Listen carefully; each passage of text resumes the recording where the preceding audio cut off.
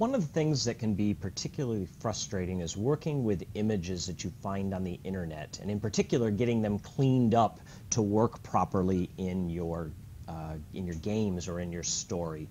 And so I talk a little bit about this in unit number 5 when I talk about the fact that if you have clip art, there's a way to sort of remove the background very easily using the fill tool.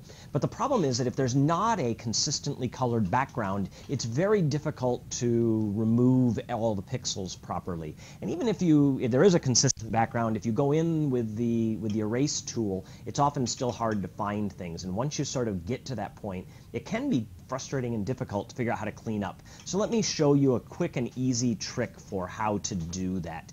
Let me give you the background here. So this is a slightly modified version of a homework assignment that one of your classmates turned in for homework number 2. It's a great creative retelling of Little Miss Muffet that respins the story. I liked it a lot. And in the comment to the homework submission system, the student pointed out the following. Let me just run this. I modified it here. When we run it here, you see, do I smell cheese? And it comes way up in the air here, right? It wasn't where he wanted it to be. And so the comment that he wrote in the homework submission portion was, is there a way in Scratch to place the say bubble so you control exactly where it goes on the screen? And the direct answer to that question is no, there is not. You aren't able to place the say bubble. Scratch places that based on what it calculates the size parameters of the sprite to be. And so you can control it a little bit by controlling the size of the sprite, but the problem is that it does it based on some calculations. And if you get what I'm going to call rogue pixels, pixels that aren't really part of the image that you want, but that are still there, Scratch sees those and uses them in the calculation. Let me show you what I'm talking about. You may notice if you look very carefully, and I don't know if this will translate to the videos that I'm making, but there's a couple of white pixels here that at the moment probably just look like the background of the trees. But watch as I run it again, as the spider comes down, you can actually see a couple of rogue white pixels around the spider, right? So let's run it again, right? So you can see there was one here as it came down through the trees I saw. There's this here. Let me run it one more time, and you can sort of maybe, hopefully, see those. And the problem then is that when we went in to clean up this spider, there were some white pixels that got left behind that didn't get cleaned up properly. And it's really hard to find those, right? If I go into the costume for this spider, they make the screen bigger, and let me sort of look. I'm in a tool mode here I don't want to be in.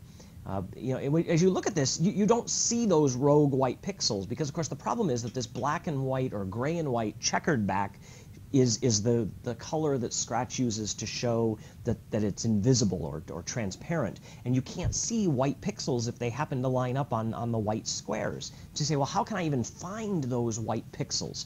Turns out there's a really easy little hack that we can do here. Go into the fill tool, right? So pick the paint bucket, the fill tool, and pick some color that is not at all in your spider sprite, in your image. So I'm going to pick just kind of this maroon color right now, and I'm going to click nowhere near the spider in the transparent area.